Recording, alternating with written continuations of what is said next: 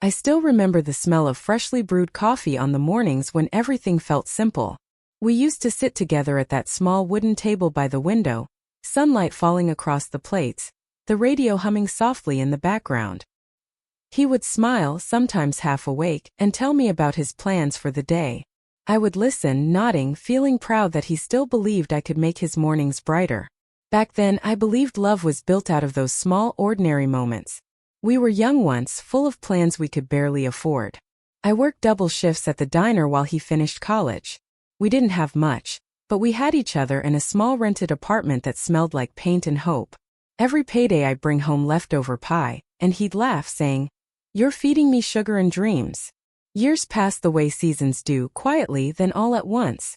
He found a good job and we moved to a nicer house. It wasn't fancy, but to me it was everything. I planted roses in the yard and painted the kitchen yellow because he once said yellow reminded him of mornings. I wanted our home to feel like a sunrise that never ended. When our first child was born, I thought life couldn't hold more joy. He held the baby like the world might break if he breathed too loudly. I still see that softness in my memories. The nights were long, the money short, but we laughed through it. He'd fall asleep with the baby on his chest, and I'd watch, tired but grateful. I didn't need grand gestures. I only needed that quiet picture. As the children grew, so did his work. Promotions, meetings, business trips. I told myself it was all for us. I was proud, truly proud, but a part of me missed the man who used to ask if I'd eaten. The man who'd hum along to the radio and tease me about my burnt toast. I told myself every change was a sign of success, and success meant stability. But stability sometimes feels like silence. I learned to keep the house perfect.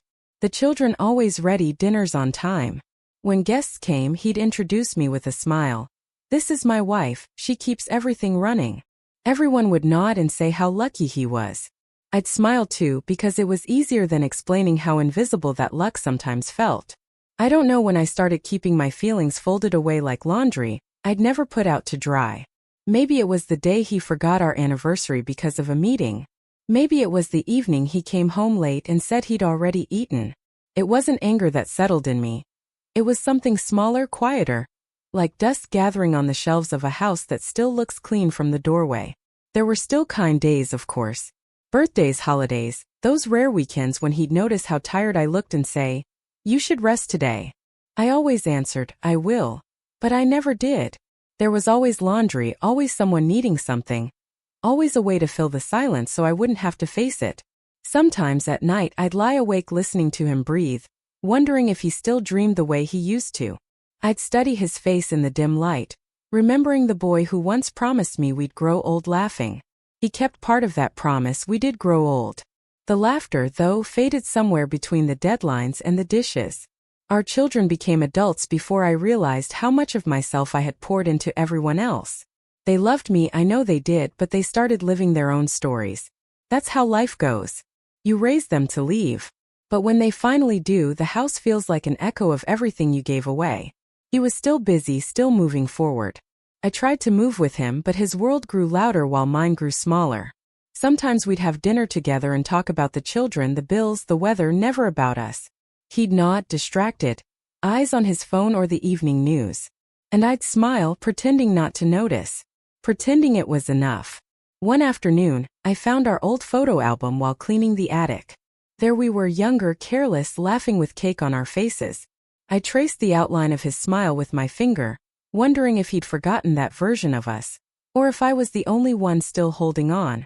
When he came home that night, I placed the album on the table. "Look what I found," I said lightly. He glanced at it, smiled faintly and said, "Oh, those were the days," before heading upstairs to take a call. The album stayed there all evening, open to a picture of me holding our first baby. My smile looked so certain, so sure of being remembered. That night I realized something I wasn't ready to admit. It wasn't that he had stopped loving me, it was that he had stopped seeing me. Somewhere between the schedules and the years, I had turned into part of the background, steady, reliable, invisible. I didn't cry that night. I just sat in the kitchen, the hum of the refrigerator filling the silence, and thought about all the mornings, all the sacrifices, all the small unspoken things that built our life. It's strange how easily love can become routine, and routine can become a wall. I told myself things would get better, that it was just a phase. But deep down I think I knew the truth. Love doesn't always end in shouting or broken vows. Sometimes it simply fades under the weight of everything left unsaid. And that was the beginning of the end, the start of the slow forgetting. The days kept moving one after another, like waves that looked the same until you noticed how far the tide had gone. Life didn't change overnight. It slipped away slowly, gently, without warning. He still came home every evening. We still shared the same table. But the space between us had grown without either of us naming it. First it was little things. He started keeping his phone close even during dinner. I told myself it was work. He was always busy and I wanted to be supportive. But some evenings when he smiled faintly at a message, I'd feel something tighten in my chest. Not jealousy, just the quiet ache of being left out of a world I once belonged to. I remember one Sunday morning. I was making breakfast, the smell of eggs and butter filling the kitchen. I asked him if he wanted coffee. He didn't answer, he was scrolling through his phone. I said his name again, louder this time. He looked up, almost surprised to see me standing there. "Oh, sorry," he said. "I didn't hear you." "It's all right," I replied, smiling too quickly. But it wasn't all right. That moment stayed with me longer than it should have. We had spent decades learning each other's habits, finishing each other's sentences, knowing what the other wanted without a word. Now I felt like I had to fight for his attention, for a simple look, a simple thank you. I tried to tell myself I was overthinking, that every marriage goes through seasons, some warm, some cold. I told myself love wasn't always visible, that maybe he still felt it quietly in his own way. But silence can grow heavy. He stopped asking how my day went. Not because he didn't care, but because he forgot it was something to ask. I stopped sharing small stories because I didn't want to interrupt him. Our conversations turned into reports. What the kids were doing, what bills needed paying, what the doctor said. The laughter that once lived between words became rare, like sunlight on cloudy days. One evening after dinner I suggested we take a walk, something we used to do all the time. He said he was tired. I nodded. But when I came back from washing dishes, I saw him watching TV, eyes bright with the evening news. I didn't say anything. I just sat beside him, my hands folded in my lap, pretending to care about what the reporter was saying. But inside I was watching us from the outside, two people sitting together yet miles apart. Our children visited on weekends sometimes. The house would come alive again with laughter and noise. He'd talk more on those days, especially with our son. They'd discuss work, life, the world. I'd watch them, smiling while quietly collecting plates and filling glasses. That was my role now, the quiet hand that kept everything moving. One day our daughter asked, "Mom, don't you ever get bored at home?" I laughed and said, "No, I have plenty to do." But later that night, when everyone had gone to sleep, her question echoed in my head. I realized I hadn't done something just for myself in years. My life had become a circle of care. For him, for the children, for the home, but never for me. Still I stayed grateful. Gratitude became my comfort. He's healthy, I told myself. We have a roof, food, a family. I whispered those truths like prayers, trying to quiet the emptiness that grew beneath them. Then came the small arguments, not loud, not cruel, just tired. Like the time I forgot to buy his favorite tea and he said, "You always forget small things now." I smiled and said, "I'll remember next time." But that night, lying awake, I wondered when I became someone who always forgot small things. Or the time he came home late, smelling faintly of someone else's perfume. Not strong, not obvious, but enough to make my heart stop. I didn't ask. I didn't want to know. Because knowing would mean losing the only thing I still had, the comfort of pretending everything was fine. Instead, I ironed his shirts the next morning, folded them neatly, and placed them in the wardrobe. That was how I coped, with quiet routines, with soft forgiveness that was never spoken. He wasn't cruel. He wasn't distant in the obvious way. He still kissed my forehead before leaving for work. He still asked if I needed anything from the store. But his voice carried distraction, not me, not us. Sometimes I caught him staring out the window, lost in thought. I wondered what he was thinking about. I wanted to ask, but something stopped me. Maybe it was fear. Maybe I already knew the answer. It wasn't me. As months turned into years, I learned to live beside him like a ghost that haunts without scaring. My love became quiet, practical. Meals, clean clothes, gentle reminders. His love became distant, almost polite. And still I stayed. Because that's what we do when we believe in what we once had. We stay. Even when the cracks begin to show, we run our fingers over them, pretending they're just lines of age, proof of time, not of breaking. But the truth is, love doesn't shatter all at once. It erodes slowly, softly, like a photograph fading in sunlight. And one day, without realizing it, you wake up next to a stranger who still wears the same face, still speaks the same words, but feels like someone else entirely. That's when I first started to fear the silence. Not because it was empty, but because I had grown used to it. And that fear would soon become real, in a way I could never have imagined. It began with something small, almost too small to notice. One morning he asked me where his wallet was. I told him it was on the dresser, the same place it had always been. He nodded, then came back a few minutes later and asked again. I smiled and pointed to the dresser once more. Ah, right, he said, laughing softly. I must be getting old. We both laughed, but something inside me felt uneasy.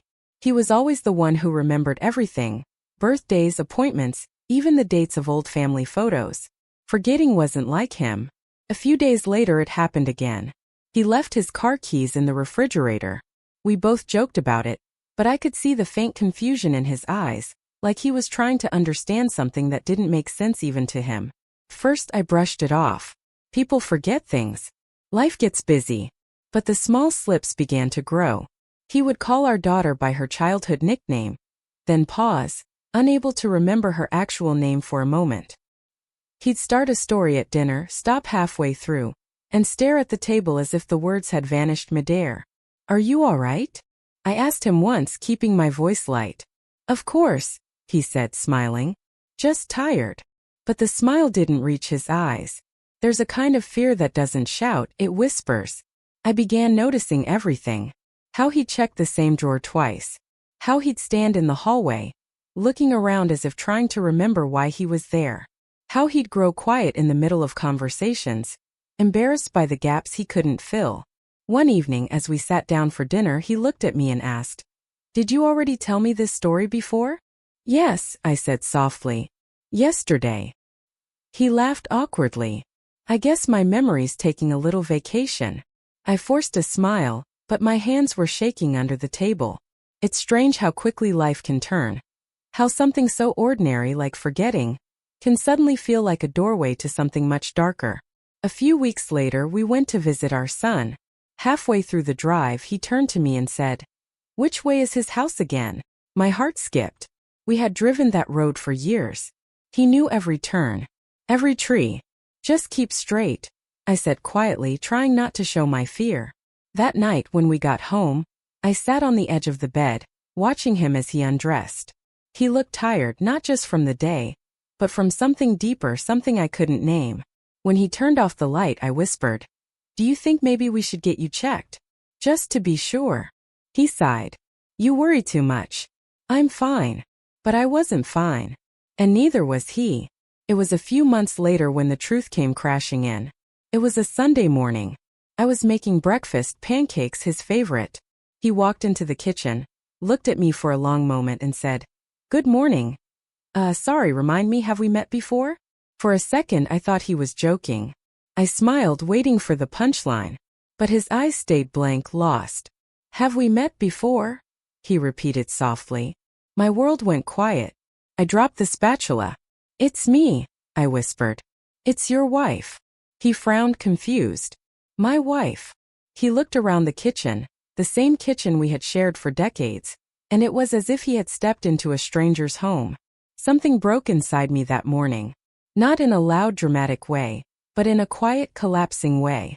The kind of breaking that comes with disbelief. I took him to the doctor the next day. Tests, questions, scans, all of it blurred together. I sat beside him, holding his hand while he smiled at the nurse, polite as ever, unaware of how my heart was unraveling. When the doctor finally spoke, his voice was gentle. It looks like early signs of memory loss. Possibly the beginning stages of dementia. The word echoed in my head, dementia. It didn't sound real. It didn't sound like us. On the drive home, he hummed to himself, tapping the steering wheel. He didn't seem worried. Maybe he didn't fully understand. Or maybe he forgot the moment we left the clinic. I stared out the window, the world passing by in slow motion. I thought about every meal, every laugh, every argument, every moment that had built our life together. And I realized he might forget all of it. That night, as he slept beside me, I touched his hand gently. I whispered, "Even if you forget me, I'll remember for both of us." I didn't sleep at all. The days that followed felt both too long and too short. Every morning I woke up wondering what version of him I would meet that day. Some mornings he remembered everything. He would smile, call me by my name, ask how I slept. On those days my heart felt light again, like maybe the doctor had been wrong. But other mornings I'd find him standing by the window, staring at the garden like it was the first time he had ever seen it. "Beautiful place," he'd say softly. "It is," I'd answer. "You planted those roses yourself." He'd turn to me confused. "Did I?" "Yes," I'd whisper. "You did." It broke me in small, quiet ways. Not all at once, just piece by piece. I began labeling things around the house. Kitchen, bathroom, bedroom. I placed sticky notes on drawers, on cupboards, on the refrigerator door. It made him laugh at first. "You're turning the house into a classroom," he joked. But I noticed how, over time, he started using those notes to guide himself. He'd walk through the hallway, reading them out loud in a whisper, as if reminding himself where he belonged. Some days were good. We'd have breakfast together, talk about the weather, the neighbors, our children. And for a few moments, everything felt normal.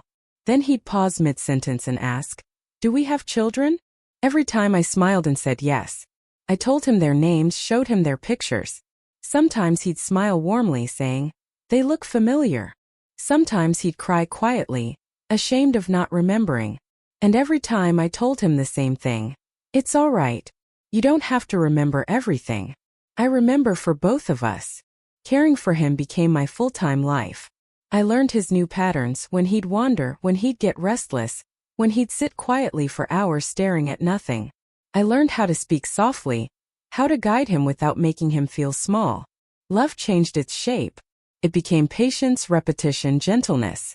It became holding his hand while he tried to recall my name. It became smiling even when he called me by someone else's. One afternoon he looked at me and said, "You remind me of my wife. She was kind like you." I smiled even as my throat closed. "She must have loved you very much," I said. "She did," he whispered. "I miss her." I walked to the kitchen before he could see the tears. That night I couldn't stop thinking about that sentence. I miss her. It hurt, but also comforted me in a strange way. Even if he didn't remember me, a part of him still felt me. His heart remembered what his mind had lost. There were hard days, 2 days when he grew frustrated, angry at himself, at the confusion. He'd slam a door or refuse to eat. I never took it personally. I knew it wasn't really him speaking, it was the illness. But even in those moments, when he'd sit in silence after an outburst, he'd look at me with tired eyes and say, "I'm sorry. You're always so patient with me." And I'd answer softly, "Because I love you." I started keeping a small journal, not for myself but for him. Every night I'd write down what happened that day. Who called, what we ate, something funny he said. I'd place it by his bedside so that in the morning, he could read about his own life. Sometimes he'd wake up and say, "It's like reading about someone I used to know." I'd smile. "That someone is you." Our children visited often. They tried to stay strong, but I could see the heartbreak in their eyes when he forgot their names. They'd leave the house with tears they tried to hide. I'd hug them, tell them to remember him as he was, the man who built everything for us, who worked hard, who laughed loud, who loved deeply. As time went on, his memory faded further. He forgot where he was, sometimes even who he was. But he never forgot how to be gentle.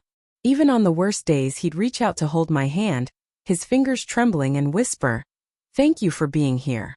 And I'd answer the same way every time. "I'll always be here." There were nights I'd sit beside his bed after he fell asleep, watching him breathe. The man lying there wasn't the same one I married, not in memory, but in soul he was still mine. The wrinkles, the white hair, the fragility, they were just proof of how much we had lived. I started realizing that love isn't just about remembering the past. Sometimes it's about staying in the present, even when the past has vanished. One morning while feeding him breakfast, he looked at me and smiled. "You have kind eyes," he said. It was such a simple sentence, but I felt tears rush to my eyes. After all the years, all the fading, he still saw kindness in me. That was enough. The truth was I was losing him every day, not all at once but in slow motion. And yet I couldn't stop loving him. Love doesn't end when memory does. It lingers, it waits, it holds on in ways we can't explain. Some nights I'd talk to him while he slept. I'd whisper things he once said to me, the memories he no longer carried. I told him about our wedding day, how nervous he was, how his hands shook when he said his vows. I told him about the first house we bought, how he fixed every broken thing himself. I told him about the night our first child was born, how he cried more than the baby. I said it all out loud as if by speaking it, I could keep it alive for both of us. Because even if his mind forgot, I believe the heart remembers. Not in words or images but in feeling. And as long as he could still feel loved, that was enough for me. It happened on an ordinary morning. The sky was soft and gray. The kind of day that makes you want to stay wrapped in a blanket with a cup of tea. I walked into his room humming softly, ready to help him get dressed. He looked up at me with calm eyes, polite, distant. The way you look at a stranger who has just stepped into your space. "Good morning," I said gently. He nodded. "Good morning, ma'am." Ma'am. Two simple letters that took my breath away. I smiled, though I felt something inside me begin to crumble. "Did you sleep well?" "Yes," he said, still smiling. "Are you from the nursing home?" The words hit me like cold water. I wanted to speak, but nothing came out. I just stood there holding his shirt, watching the man I had spent my entire life with, the man who once knew every corner of my heart, look at me as if I were someone paid to take care of him. In that moment I realized he was truly gone. Not in body, not in breath, but in memory, the part of him that remembered us had finally disappeared. I walked out of the room quietly, went to the kitchen and sat down. My hands were trembling. I stared at the empty cup on the table, feeling tears I couldn't stop. There's a strange kind of grief that comes when someone you love forgets you. It's not the grief of death because they're still there, breathing, talking, existing. But the person you knew, the bond you built, the shared history. It's all gone, replaced by a kind smile that doesn't recognize you. That morning I cried for the first time in years. Not loud, not desperate. Just soft, silent tears that wouldn't stop falling. But when I went back to him, I wiped my face, put on a smile and said, "Let's get you ready for breakfast."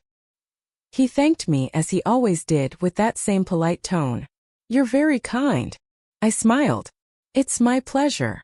From that day on, I stopped trying to remind him of who I was. It hurt too much to see the confusion in his eyes every time I said, "It's me." Instead, I became what he needed. A gentle helper, a calm presence. I learned to love him differently, without expecting to be loved back in the way I once was. My love no longer asked for recognition. Simply gave. There were moments, though small and precious, when something would flicker. A look, a tone, a touch of familiarity. Like one evening when we were watching the sunset from the porch. He turned to me and said softly, "You feel safe to be around." And for a second that was enough. Because maybe love doesn't vanish completely. Maybe it hides somewhere deep inside, beyond names, beyond faces. A quiet light that never goes out. The days grew quieter. I spent more time reading to him, cooking his meals, helping him remember how to hold a spoon, how to tie his shoes. Every small act felt sacred, a promise kept. Sometimes at night, I'd sit by his bed and look at him sleeping, his breathing slow and steady. I'd whisper, "You may not know me, but I know you. And I'll keep knowing you for both of us." As the illness progressed, there were fewer words between us. But the silence wasn't empty anymore. It became a kind of language, one built on patience and unspoken love. One evening he fell asleep holding my hand. I watched his fingers wrapped around mine, the same way he used to hold me decades ago. And I realized something. He may have forgotten my name, but he hadn't forgotten how to reach for me. That small, simple gesture told me more than words ever could. Somewhere, in a place memory couldn't touch, love still lived. And that was enough. It was winter when he left. The world outside our window was quiet, covered in white, as if even nature had paused to take a breath. He had been weaker for weeks, sleeping more, speaking less. The doctor said it was only a matter of time. But time is never something you're ready to let go of. That morning I sat beside his bed, holding his hand. His fingers were thin now, cold but still searching for mine out of instinct. He didn't open his eyes, but I could tell he knew I was there. His breathing was soft and uneven, like waves that didn't quite reach the shore. I didn't speak much. There was nothing left to say that hadn't already been said in the quiet ways we had lived. So I just held him and whispered, "I'm here." In those final hours, I didn't think about all the things he had forgotten: my name, our children, our memories. I thought about what he had remembered even when his mind failed. How to be gentle, how to reach for my hand, how to rest his head on my shoulder when he was tired. When he took his last breath, it was peaceful, almost like falling asleep. I stayed there for a long time, holding his hand, listening to the stillness. The silence was heavy but not cruel. It felt like the closing of a long, beautiful chapter. For a few days, the house felt unbearable. Every corner echoed with his absence. The chair by the window, the cup he used every morning, the way he used to hum while waiting for his tea. I caught myself talking to him out of habit, only to remember he wasn't there to answer. But slowly grief softened. It didn't disappear, it just changed its shape. It became quieter, like a shadow that follows you but doesn't scare you anymore. I began walking through the garden more often. The roses he planted still bloomed every spring, their colors bright and alive. I would touch the petals and smile, remembering the man who once knelt in the dirt, determined to make something beautiful grow. Sometimes I sat on the porch at sunset and imagined him beside me. Not the man who forgot, but the man who once looked at me with eyes full of promise. And I would say softly, "I hope you remember now," because deep in my heart I believe he does. Wherever he is, in some quiet, peaceful place, I believe he remembers. Maybe not the details, not the days or dates, but the feeling of being loved, the warmth of home, the safety of a familiar hand. People often ask me if I'm angry at life, if I regret the years spent caring for someone who no longer knew me. But the truth is, I don't. I would do it all again, every meal, every sleepless night, every tear.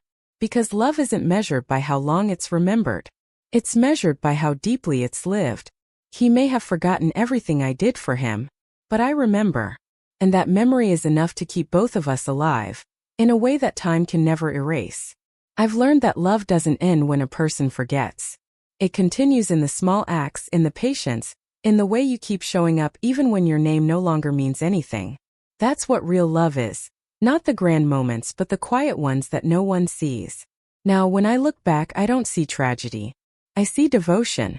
I see two people who built a life together, who weathered storms, who laughed, cried, and held on as long as they could. And I see a woman myself, who learned that sometimes love's greatest strength lies not in being remembered, but in remembering. When I visit his grave, I bring roses from our garden. I place them gently and whisper, "You did well. You loved well. And you were loved every single day." Then I walk home smiling through the tears.